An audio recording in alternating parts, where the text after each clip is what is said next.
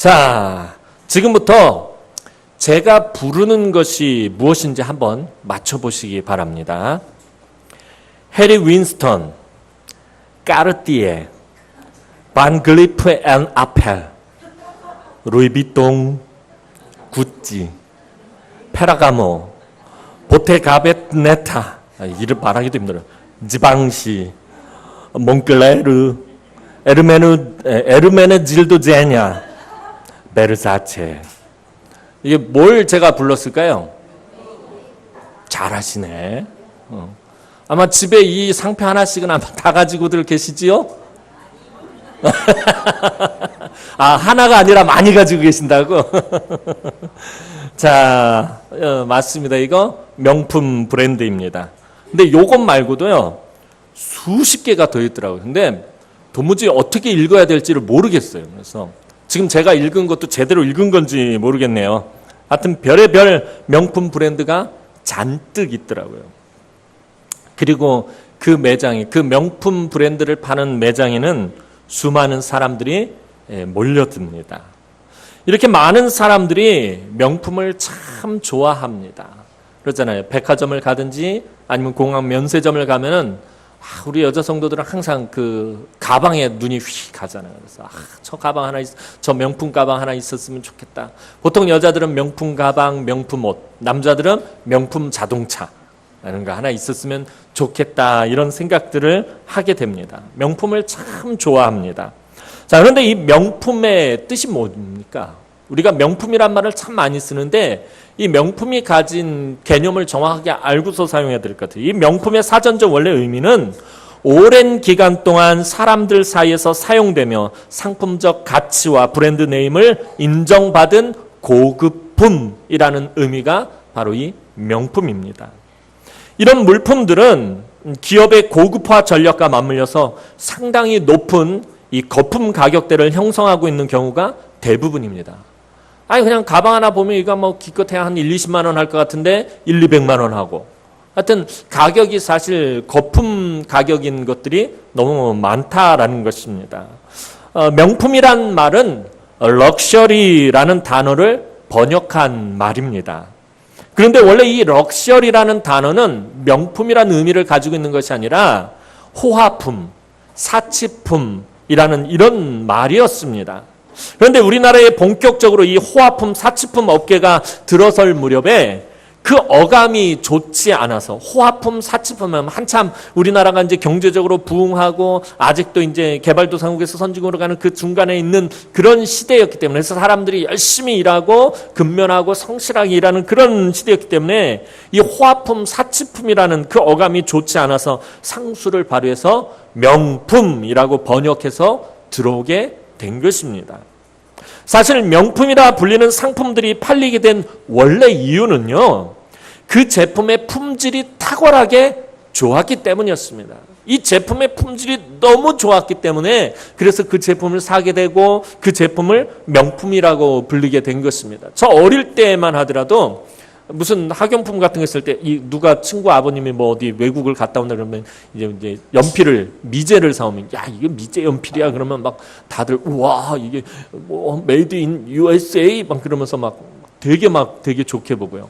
그다음에 이제 여자분들은 이 독일제 가전제품 하나만 있었으면 하는, 독일 제품이 얼마나 튼튼하고 고장도 안 나고 품질이 좋고 하여튼 그렇습니다. 그래서 제품의 품질이 탁월하게 좋았기 때문에 이 명품이라 불리는 이 상품들이 팔리게 된 것입니다. 즉 보장된 퀄리티의 제품을 사용할 수 있고, 또 그것을 만든 회사가 자신들이 만든 제품을 아주 철저하게 품질 보증하기까지 하기 때문에 이후에 거기에 명성이나 브랜드 가치 등이 덧붙여지게 된 것이 바로 명품이었습니다. 물론 지금에 와선 사치품화되면서 품질 대비 거품이 너무 심하지 않느냐라는 그런 지적도 있지만, 일단 짝퉁 제품에 비해 확실히 품질이 좋기는 합니다. 명품과 짝퉁을 놓고 보면 겉으로 봤을 때 뭐 구분이 거의 안 되지만 쓰다 보면 분명히 품질에 대한 차이가 나타난다는 거예요. 예전에 청년들을 데리고 단기 선교를 갔다가 돌아오는 길에 우리 청년 남자 형제 중에 하나가 이 공항 면세점에서 짝퉁 시계를 하나 샀어요. 롤렉 땡이라는 그런 짝퉁 시계를 하나 사고서는 이걸 딱 차고선 목사님 폼나잖아요. 짝퉁이라도 비싸니까 이게 폼납니다. 그러고선 그런데 거기 파는 사람이 그러더래요. 절대로 이걸 가지고 높은 산에 올라가지 말라고 그러는 거예요. 산에 갈 때는 꼭 내려놓고 가라 그래서 왜 그런가 그랬더니 잠시 비행기를 타고 가는데 그 청년이 그래요. 목사님 그래서 왜 그랬더니 시계가 깨졌어요. 이게 비행기가 높이 뜨니까 기압 때문에 시계가 그냥 퍽 하고 깨져버린 거예요. 이게 짝퉁 시계였다는 거예요. 그러니까 확실히 품질의 차이가 나더라는 거예요. 명품과 짝퉁을 놓고 보면은 이 품질의 차이가 분명히 나긴 합니다. 하지만 그렇다고 그 가격 차이가 엄청나게 날 만큼 차이가 나는 것은 아닙니다. 요즘은 짝퉁 제품이 워낙 잘 만들어져 가지고 이게 진품하고 구분도 안 되고 품질도 거의 비슷합니다. 근데 명품이 사실 너무 비싸기는 합니다. 원래 명품은 외국 기업들이 이제 고급화 전략을 아까 말씀드린 것처럼 좋은 품질의 그 높은 퀄리티의 제품을 만들고 그걸 품질 보증을 하다가 이제 그것을 고급화 전략을 써서 상류층을 겨냥한 제품이 바로 이 럭셔리한 명품입니다. 그런데 그것을 구입하면 마치 일반 사람들도 상류층 사람이 되는 것 같고 자신이 특별해지는 것 같은 그런 마음에 많은 사람들이 이 사치품에 매달리게 된 것입니다. 특히 희소 가치가 높을수록 사람들이 더 매달리게 됩니다. 왜? 몇 개 안 되는 것, 그걸 내가 가지고 있음으로 인해 나는 아주 특별한 사람이 되는 것 같이 그렇게 느껴지기 때문입니다. 중요한 것은 명품을 가졌다고 그 사람이 명품 인간이 되는 것은 아니다라는 것입니다.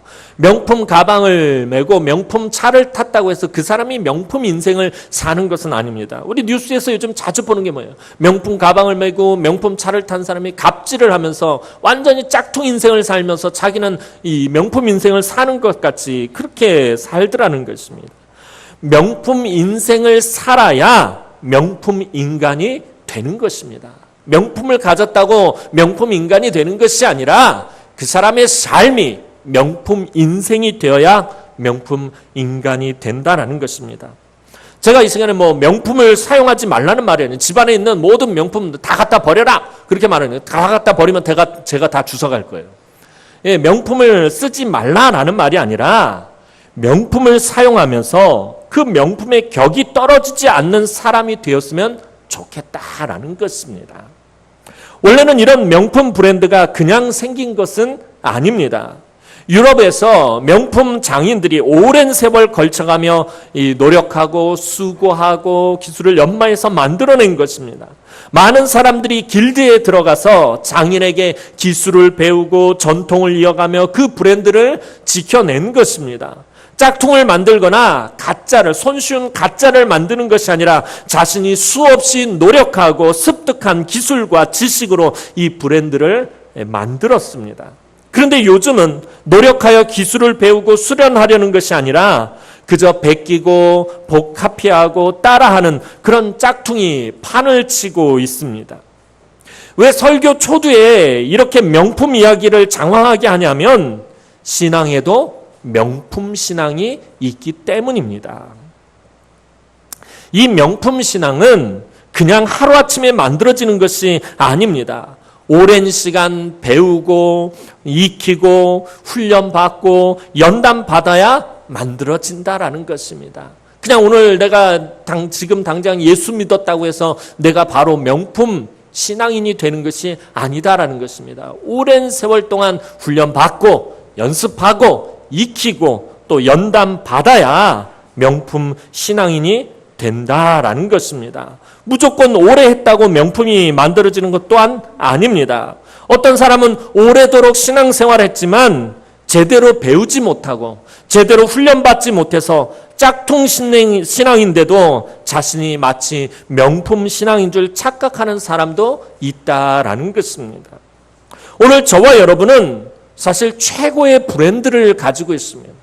저와 여러분들 그 무엇과도 바꿀 수 없는 최고의 명품 브랜드를 가지고 있습니다. 그것이 무엇입니까? 바로 그리스도인이라는 브랜드입니다. 하나님이 우리에게 주신 명품 브랜드입니다. 우리가 세상에 내세울 수 있는 명품 브랜드, 바로 그리스도인, 크리스찬이라는 브랜드입니다. 이것은 우리 주님께서 십자가 위에서 생명 바쳐서 만드신 브랜드입니다. 이 명품 브랜드를 가지고 결코 짝퉁 인생을 살아서는 안 되겠다라는 것입니다. 이 세상에서 최고의 브랜드인 이 그리스도인이라는 브랜드를 더욱 빛이 나는 브랜드로 저와 여러분들이 지켜나가야 합니다. 그런데 요즘 한국 교회가 이 브랜드, 이 명품 브랜드를 먹칠을 하고 있습니다. 교회마다 부자 세습, 불투명한 교회 재정, 또 성적인 범죄, 성도들의 갑질, 교회 내분, 이루다 말로 할 수 없는 문제들로 가장 고귀한 브랜드를 가장 싸구려 브랜드로 만들어 버렸다라는 것입니다. 그 고귀한 브랜드, 그래서 많은 사람들이 그 고귀한 브랜드를 가지고 싶어서 이전에는 교회로 많은 사람들이 몰려왔다는 거예요. 복음의 문이 활짝 열려 있었다는 거예요. 그런데 이제는 한국 교회가 그것을 싸구려 브랜드로 만들어 버려가지고 사람들이 거들떠보지도 않아요. 복음을 가지려고 하지도 않는다는 거예요. 복음을 들으려고 하지도 않고 복음을 받으려고 하지도 않는다라는 것입니다. 이 브랜드를 다시 최고의 명품 브랜드로 만드는 길은 예수 믿는 사람들이 다시 거룩해지는 것밖에 없다라는 것입니다. 저와 여러분들이 다시 거룩한 하나님의 백성이 되어야 이 그리스도인이라는 이 브랜드가 다시 고귀한 브랜드로 변화된다라는 것입니다. 그래서 지난주에 우리가 거룩한 습관을 갖는 것이 너무나도 중요하다라고 제가 말씀드렸습니다. 그 거룩한 습관들이 쌓이고 또 쌓이면 다시 회복될 수 있기 때문입니다. 그래야 복음의 문이 열리고 교회가 부흥하게 되는 것입니다. 예수님이 습관을 따라 새벽에 기도하시는 그 거룩한 습관이 있었듯이 우리도 거룩한 습관을 가져야 합니다. 세상 사람들이 가지고 있는 그런 습관을 가지는 것이 아니라 우리 주님께서 가지고 계셨던 그 거룩한 습관을 우리가 가지고 있어야 다시 그리스도인 거룩한 명품 브랜드로 변화되어진다라는 것입니다. 남편은 아내를 위해서, 아내는 남편을 위해서 기도하고, 부모는 자녀를 위해서, 자녀는 부모를 위해서 기도해야 합니다. 남편의 기도가 명품 아내를 만들고 아내의 기도가 명품 남편을 만드는 것입니다. 항상 기도하고 말씀 묵상하고 온전한 예배자로 예배드리고 헌신과 봉사의 수고를 아끼지 않고 예수님이 가신 그 길을 따라가는 모든 거룩한 습관을 가질 때 우리는 서로에게 선한 영향력을 끼치게 됩니다.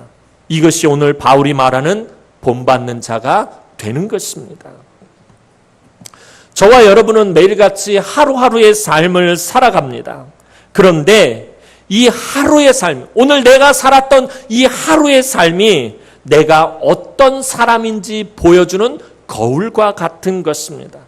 내가 오늘 하루의 삶을 다 살고 나서 저녁 때 잠자리에 누울 때 오늘 하루 살았던 내 삶을 바라보면 그 오늘 하루의 삶이 거울이 돼서 내가 어떤 사람이었는지를 보여준다라는 것입니다. 오늘 하루 내가 열심히 성실하게 살았으면 오늘 하루의 삶은 나를 신실한 사람이라고 보여줍니다. 그런데 내가 오늘 하루 게으르고 허접하게 살았으면 그 하루는 내가 허접한 사람이라는 것을 보여준다라는 것입니다. 물론 그 하루가 지금 당장 모든 내 삶을 규정하는 것은 아니지만 그 하루가 쌓이고 쌓이면 나는 그런 사람이 되는 것입니다. 그 하루 삶을 살았던 그 모습이 쌓이고 쌓이면 그것이 내가 바로 그런 사람이 된다라는 것입니다. 그래서 내가 오늘 하루 어떤 삶을 살았는지가 매우 중요합니다. 신앙생활도 마찬가지입니다. 오늘 하루 내가 어떻게 신앙생활을 했는지가 중요하다라는 것입니다. 내가 오늘 어떻게 신앙생활을 했는지가 내가 오늘 어떤 신앙인인지를 그대로 보여준다라는 것입니다. 삶은 정직한 것입니다. 오늘 하루 내 삶은 정직하게 나에게 보여주는 것입니다. 오늘 본문에서 사도 바울이 말합니다. 내가 그리스도를 본받는 자가 된 것 같이 너희는 나를 본받는 자가 되라. 사도 바울은 원래 어떤 사람이었습니까? 그가 예수 믿는 사람들을 핍박하고 잡아 죽이는 것이 하나님에게 충성하는 명품 인생이라고 생각했던 사람이었어요. 내가 정말 하나님 앞에 충성을 다하고 있다. 내가 정말 하나님 앞에서 신실한 삶을 살고 있다 하면서 예수 믿는 사람들을 잡으러 다니는데 열심히 특심이 되었던 사람이었습니다. 그런데 다메섹 도상에서 부활하신 예수 그리스도를 만나고 그것이 잘못된 짝퉁 인생이었다라는 것을 알게 되었습니다. 예수를 만나고는 오직 예수만이 자신을 하나님 나라의 명품 인생으로 만드는 줄 깨닫게 되었다라는 것입니다. 그래서 사도 바울은 예수 그리스도의 삶을 본받으려고 그토록 애를 많이 썼습니다. 바울의 인생은 예수님을 닮아가는 인생이었습니다. 예수님을 본받는 인생이었습니다. 예수를 닮기 위해서, 예수를 본받기 위해서 날마다 자신을 죽여야 했고, 자신의 모든 자랑거리를 배설물처럼 여겨야 했고, 말씀으로 자신을 쳐서 복종케 해야 했다라는 것입니다. 바울이 늘 한 말이 뭡니까? 나는 날마다 죽노라는 거예요. 자신이 죽지 않으면은 예수에 의해서 자신의 인생이 새롭게 되지 않기 때문에 이전의 나의 모습, 이전의 육신의 정욕을 쫓아가고 이전의 욕심을 따라가고 자기의 고집대로 살았고 자기 지식대로 살았고 자기 마음대로 살았던 그 인간적인 모습을 죽여야 했다라는 것입니다. 그리고 자신의 모든 자랑거리를 배설물처럼 여겼던 거예요. 당시 최고의 엘리트 이 사도 바울, 자기가 가지고 있던 모든 자랑거리들, 세상 사람들에게 내놓을 수 있는 그 수많은 엄청난 스펙들을 자신은 배설물처럼 여겨야 했다라는 것입니다. 그리고 말씀으로 날마다 자기를 쳐서 복종케 해야 했습니다. 그래야 예수를 본받을 수 있기 때문이었습니다. 예수를 본받기 위한 바울의 삶이 어떠했습니까? 고린도후서 11장 24절에서 27절 말씀 보면요. 유대인들에게 40에서 하나 감한 매를 5번 맞았으며 3번 퇴장으로 맞고 1번 돌로 맞고 3번 파선하고 일주야를 깊은 바다에서 지냈으며 여러 번 여행하면서 강의 위험과 강도의 위험과 동족의 위험과 이방인의 위험과 시내의 위험과 광야의 위험과 바다의 위험과 거짓 형제 중에 위험을 당하고 또 수고하며 애쓰고 여러 번 자지 못하고 줄이며 목마르고 여러 번 굶고 춥고 헐벗었노라. 이것이 이것이 바울의 삶이었다라는 것입니다. 바울은 예수를 닮기 위해서, 예수를 본받기 위해서 이런 삶을 살아야 했습니다. 하나님 나라와 그 나라의 왕 예수를 위한 충성과 헌신과 희생으로 도배된 삶이 바울의 삶이었습니다. 그렇다면 바울은 왜 이런 삶을 살아야 했던 것입니까? 사도 바울은 사실 엄청나게 편안한 삶을 살 수 있었어요. 그 당시 최고의 지성이었던 가말리엘이라는 스승의 문화에 있었고요. 지식계 제자였고요. 그리고 그는 바리새인이었고요. 혈통으로도 뛰어났고요. 그는 뭔가 많은 학문을 가지고 있었고 재주와 재능을 가지고 있었던 사람이었습니다. 훨씬 더 편하고 쉽게 살 수 있었습니다. 그런데 왜 그 모든 것들을 버리고 이렇게 힘들고 고난의 길을 걸은 것입니까? 왜 십자가의 길을 걸은 것입니까? 그것은 예수 그리스도께서 바울을 위해서 십자가에서 모든 고난과 헌신과 희생을 다 감당하셨기 때문입니다. 예수 그리스도의 최고의 명품 브랜드가 무엇입니까? 예수님이 가지고 있는 최고의 명품 브랜드가 있어요. 그것이 무엇입니까? 그것은 바로 희생이라는 것입니다. 예수님 최고의 명품 브랜드는 바로 희생입니다. 자기를 희생해서 모든 사람을 다 살려내셨습니다. 십자가에서 당신의 생명을 아낌없이 희생하심으로 저와 여러분을 하나님 나라의 명품 인생이 되게 하셨다라는 것입니다. 그래서 사도 바울은 예수 그리스도께서 십자가에서 아낌없이 모든 것을 다 내어주고 희생하셨듯이 바울 자신도 희생하는 것이 최고의 명품 브랜드를 만든다라는 것을 알았던 것입니다. 그리고 오늘 저와 여러분에게 동일하게 말합니다. 너희는 나를 본받는 자가 되라. 이것이 그리스도인으로서 명품 인생이라는 것입니다. 바울이 나를 본받는 자 되라고 했다고 해서 바울을 본받는 자가 되라고 바울이 말한 것은 너희는 나처럼 살아라, 나와 같이 살아라. 표면적으로는 그렇게 말하고 있지만 사실은 무엇입니까? 바울이 맨 앞에 말한 것이 뭐예요? 내가 그리스도를 본받은 것처럼 너희도 나를 본받는 자가 되라는 거예요. 그러니 결국 무엇을 본받으라는 것이에요? 예수 그리스도를 본받으라라는 것입니다. 그것이 그리스도인으로서 명품 인생이라는 것입니다. 저와 여러분 오늘 왜 이곳에서 예배를 드리고 있습니까? 왜 오늘 이곳에서 왜 예배를 드리고 있는 거죠? 아이 목사님 주일이니까 예배 드리죠. 그렇게 생각하십니까? 왜 이곳에 나와서 오늘 우리가 예배를 드리고 있는 거죠? 그것은 다른 이유가 없습니다. 우리가 예수를 하나님의 아들 그리스도로 믿기 때문입니다. 예수님께서 나의 모든 죄값을 치르고 십자가에서 내 모든 죄를 다 감당하시고 희생하셨다는 것을 믿기 때문에 오늘 저와 여러분들이 이곳에 나와서 예배하는 것입니다.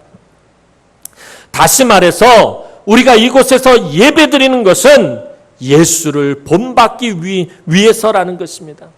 예수님께서 나를 위해서 희생하셨듯이 그 예수를 본받는 자가 되기 위해서 오늘 저와 여러분이 이곳에 나와서 예배하는 것입니다.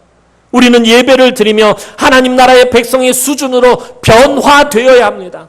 그냥 예배만 드리고 가는 것이 아니라 이것이 그냥 기기적으로 그러는 것이 아니라 예배를 드릴 때마다 우리가 변화되어야 된다는 것입니다. 이 예배를 통해서 우리가 훈련하고 또 연습하고 수련하고 그래서 하나님의 명품 브랜드가 되어질 수 있도록 여러분들 그렇게 변화되어야 한다는 거예요. 여러분들의 수준이 올라가야 된다는 거예요. 맨날 거기서 그 밑에서 있는 것이 아니라 하나님의 백성답게 하나님의 명품 백성답게 그 수준으로 변화되어야 합니다. 우리가 그냥 구원받았다고 다가 아니에요. 내가 예수 믿었다고 그걸로 다가 아니다라는 것입니다. 예수를 믿는다고 하면서 삶이 엉망이어서는 안 됩니다. 우리의 삶에 예수의 삶이 있어야 합니다. 내 삶에 예수의 삶이 있어야 한다는 것입니다. 이것 때문에 바울은 날마다 죽어야 했고 날마다 말씀으로 자신을 쳐서 복종케 했고 십자가 외에는 자랑할 것이 없다라고 말했던 것입니다. 바울이 자랑할 것이 십자가밖에 없다고는 바울이 자랑할 게 얼마나 많았어요. 아까 말씀드린 것처럼 스펙으로 따지면 그 당시의 유대인들 중에서 바울을 넘어설 사람이 없어요. 그럼에도 불구하고 내가 십자가 외에는 자랑할 것이 없다라고 말하고 있다는 거예요. 예전에 어느 목사님이 설교 시간에 하신 말씀이 생각이 나서 기억이 나서 여러분들에게 들려드립니다. 주님께서는 오늘 우리를 향해서 이렇게 말씀하신다라는 것입니다.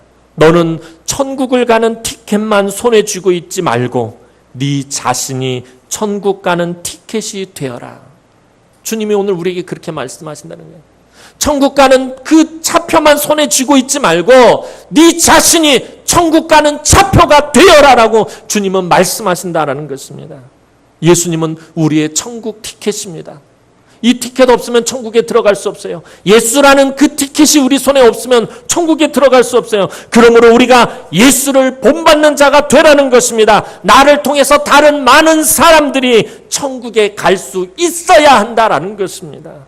여러분이 정말 믿음으로 십자가의 은혜를 받아들이면 여러분들이 정말 예수 그리스도를 믿고 그 십자가의 은혜를 예수의 그 은혜를 여러분들이 받아들이면 그 십자가의 은혜가 나를 가만두지 않는다라는 것입니다. 내가 그 십자가의 은혜를 받아들였는데도 내가 멀쩡히 가만히 있다면 나는 그 은혜를 받아들인 것이 아니야. 나는 예수를 믿는 것이 아니에요. 내가 예수를 믿고 그 십자가의 은혜를 내가 받아들였다면 그 은혜가 나를 가만두지 못한다는 거예요. 나를 가만히 있게 하지 않는다라는 것입니다. 정말 예수를 구주로 믿는다면 예수처럼 변해가야 합니다. 예수를 닮아가야 합니다. 예수를 본받아야 한다라는 것입니다. 그래서 성경은 우리에게 뭐라고 말합니까? 행함이 없는 믿음은 죽은 것이다 라고 말하고 있어요.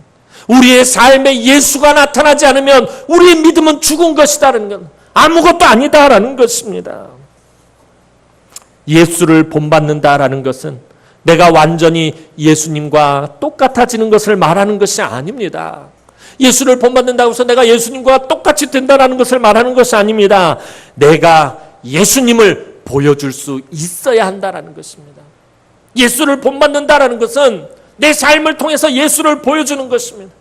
나를 딱 건드리기만 하면 예수가 나타나고 예수가 보여지고 예수가 증거되어지고 예수가 말이 되어야 한다는 것입니다. 예수님은 우리를 향해서 너희는 세상의 빛이라 라고 말씀하셨습니다. 이 말이 무슨 말입니까? 우리 스스로는 빛이 될 수 없어요. 저와 여러분들은 죄의 본성이 있어가지고 우리 스스로는 빛이 될 수가 없어요. 우리가 예수님을 비추는 것을 말하는, 너희는 세상의 빛이라 라는 말은 우리가 예수를 비추는 것을 말합니다. 예수님의 빛이 우리에게 오면 그것이 반사되어서 세상의 예수를 비추는 것, 이것이 바로 너희는 세상의 빛이라 라는 말씀인 것입니다. 그래서 우리가 거룩해야 합니다. 우리의 삶이 세상에 썩어질 것들과 없어질 것들로 때를 타면 예수의 빛을 비출 수가 없기 때문입니다. 그래서 날마다 말씀과 기도로 우리를 닦고 또 닦아내야 합니다. 바울처럼 해야 합니다. 그래야 우리가 예수를 세상에 비출 수가 있게 되는 것입니다. 너희는 나를 본받는 자가 되라.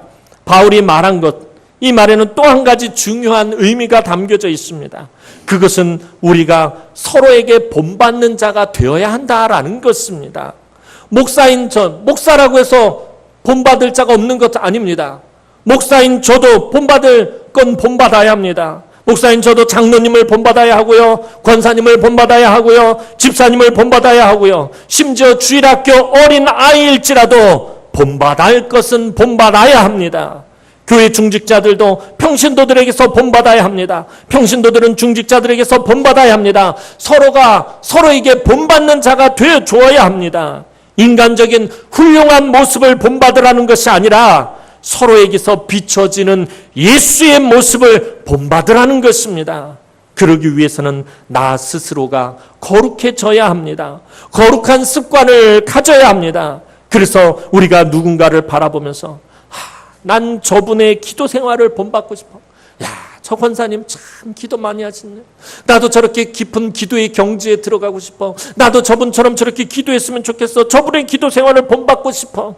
난 저분의 섬김과 헌신을 본받고 싶어. 저분은 어떻게 저렇게 섬기고 저렇게 헌신을 할까? 나도 저분의 섬김과 헌신을 본받고 싶어.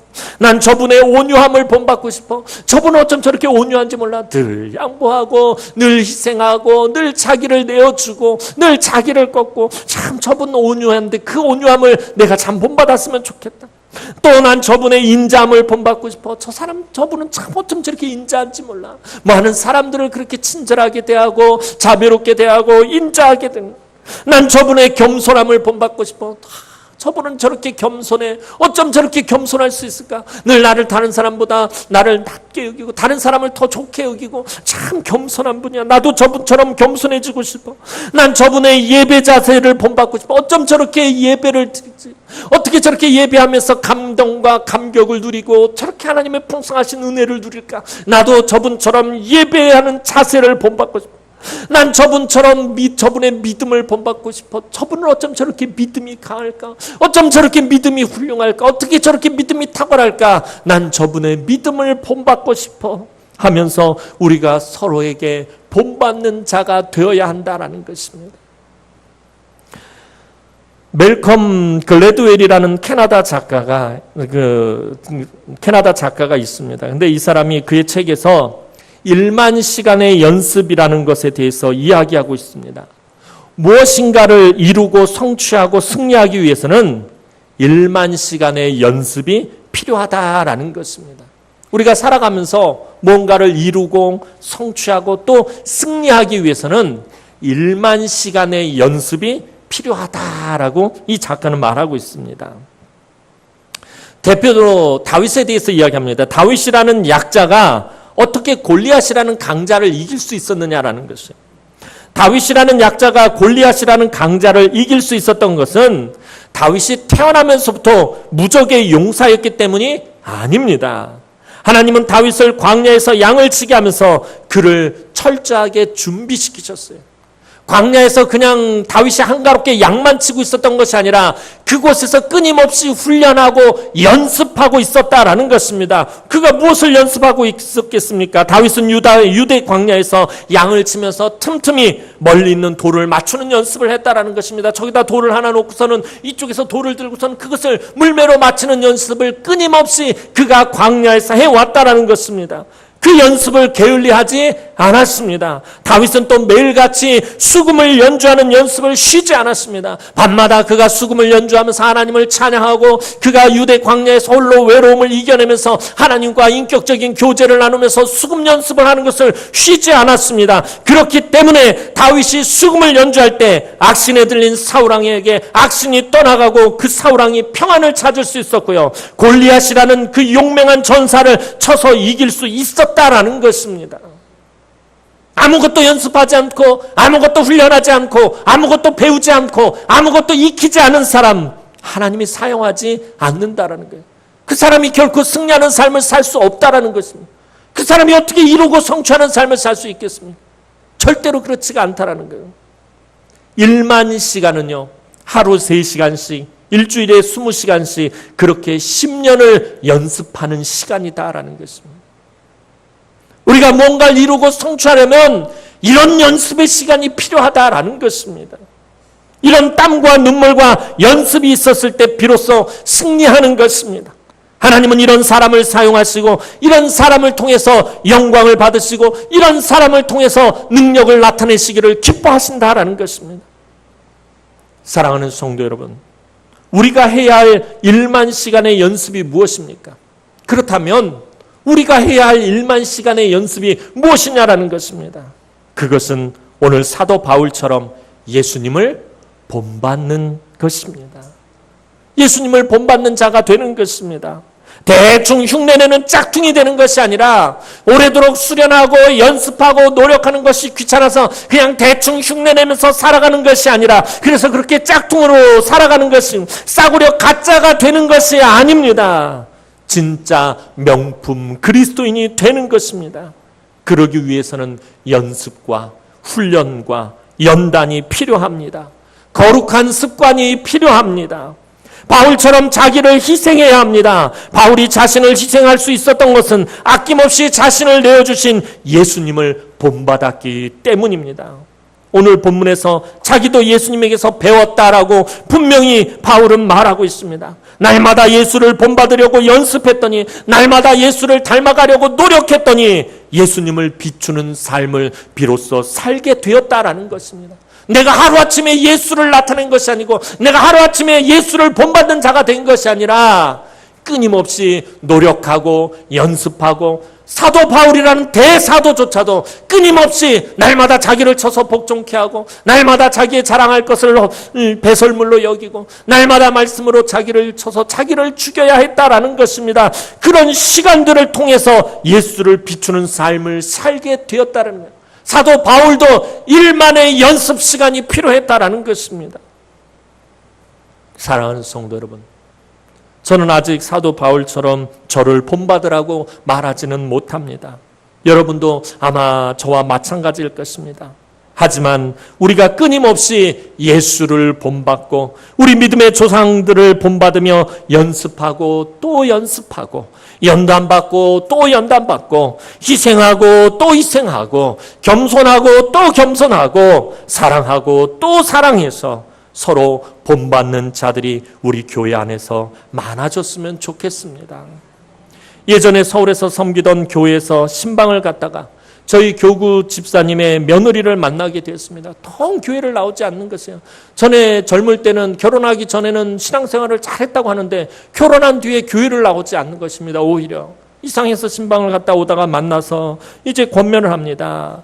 아유, 이제 자매님 교회 나오셔야죠. 성년 때 그렇게 열심히 하셨다는데 왜 쉬고 계십니까? 방학이 너무 길어요. 이제 나오셔야지요 하면서 이 말씀을 권면했는데 그 며느리가 이렇게 말하는 것입니다.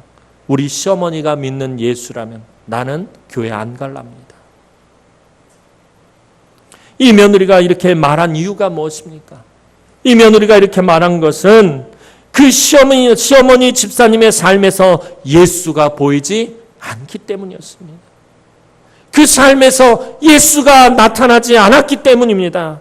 오늘 우리가 예수를 오래 믿었다고 말하고 우리의 삶에서 예수가 보이지 않는다면 그것은 예수를 믿은 것이 아닙니다. 내가 새롭게 변화되지 않는다면, 내가 처음 예수 믿을 때의 그 모습이나 지금의 내 모습이나 일반 변화가 없다면 그건 예수를 믿은 것이 아니다라는 것입니다. 예수 그리스도의 장성한 분량까지 우리가 자라나야 한다는 거예요. 우리 믿음이 성장해야 된다는 거예요. 예수를 닮아가야 한다는 거예요. 예수의 길을 따라가야 한다는 것입니다.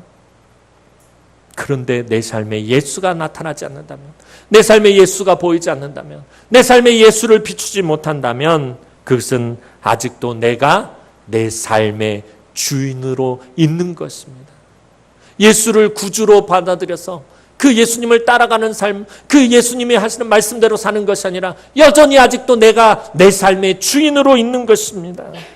우리가 예수를 닮지 못하면 나중에 하나님 앞에 갔을 때 무슨 문제가 생깁니까? 나에게서 예수의 모습이 나타나지 않는다면, 목사인 저에게서 예수의 모습이 나타나지 않고 성도들인 여러분들의 모습에서 예수의 모습이 나타나지 않는다면 나중에 우리가 하나님 앞에 갔을 때 하나님께서는 내가 너를 도무지 알지 못하노라라고 말씀하신다는 거예요. 우리가 뭘 잘한 게 있어서 구원받은 것입니까? 잘한 건 아무것도 없어요. 늘 말씀드리잖아요. 자격 없는 자라는 거예요. 단지 예수 그리스도의 그 의의 옷을 덧입음으로 하나님께서 의롭다 여겨주심으로 우리를 하나님 나라에 들어가게 하셨는데, 우리가 예수 그리스도의 의의 옷을 덧입지 못하고 예수를 나타나지 못하면 하나님께서는 당연히 내가 너를 도무지 알지 못하겠노라라고 말씀하실 수밖에 없다라는 것입니다. 조금씩 예수를 닮아가야 합니다. 조금씩 변해가야 합니다. 내 안에 있는 세상의 때들을 닦아내야 합니다. 내 안에 있는 세상에 썩어지고 없어질 것들을 말씀과 기도로 날마다 닦아내야 됩니다. 거룩한 습관들로 닦아내야 합니다. 그래서 우리에게서 예수의 모습이 조금이라도 비춰져야 한다는 거. 전에도 말씀드렸잖아요. 저와 여러분들은 하나님의 자녀예요. 영접하는 자, 곧 그의 이름을 믿는 자들에게는 하나님의 자녀가 되는 권세를 주셨다고 그랬어요. 저와 여러분들은 예수를 믿고 하나님의 자녀가 되었어요. 하나님의 자녀가 되었다는 말이 무슨 의미를 갖는 거예요? 자녀는 누구를 닮게 되어 있어요? 부모를 닮게 되어 있어요. 하나님을 아버지라고 부르는 자들이라면 아버지 대신 하나님을 닮아야 한다라는 것입니다. 닮지 못하면 자녀라고 말할 수가 없습니다. 예수를 닮아야 한다라는 것입니다. 우리가 천국 가는 티켓만 쥐고 있는 것이 중요한 것이 아니에요. 내가 천국 가는 티켓을 손에 쥐었다, 이것으로 모든 것이 다 끝이다 라고 그러면 안 됩니다. 우리의 삶이 천국 가는 티켓이 되어야 한다는 것입니다. 오늘도 우리 사랑하는 남흥의 성도들의 삶이 그 삶에 예수님의 삶이 있는 신앙으로 변화되고 성장하고 자라나고 닮아감으로 날마다 여러분들의 삶을 통해서 예수 그리스도를 비추는 복된 인생, 복된 명품 인생들이 되어지기를 주님의 이름으로 축원합니다. 기도드리겠습니다. 사랑과 은혜가 많으신 아버지 하나님, 은혜와 사랑을 진심으로 감사를 드립니다. 영원히 멸망받아서 죽을 수밖에 없는 악하고 더러운 저희들을 예수 그리스도의 보혈의 피로 깨끗하게 씻기시고 하나님의 귀한 구원의 자녀 삼아주신 것 너무나도 감사합니다. 우리를 위해서 예수께서 아낌없이 당신의 생명을 바치시고 당신의 몸에 모든 물과 피를 다 쏟아내셨건만, 하나님 오늘도 우리의 삶에 아직도 예수가 나타나지 아니하고 아직도 예수를 비추지 못하고 아직도 예수를 닮아가지 못합니까? 하나님 우리를 불쌍히 여기시고 긍휼히 여겨 주옵소서. 하나님, 우리가 예수를 본받는 자가 되게 하여 주옵소서. 예수님을 닮아가게 하여 주옵소서. 예수 그리스도의 장성한 분량까지 성장할 수 있도록 하나님 은총을 베풀어 주셔서 날마다 우리의 삶을 통해서 예수를 비추는 복된 명품 인생들이 되게 하여 주옵소서. 감사를 드렸고 예수님의 이름으로 기도하옵나이다. 아멘.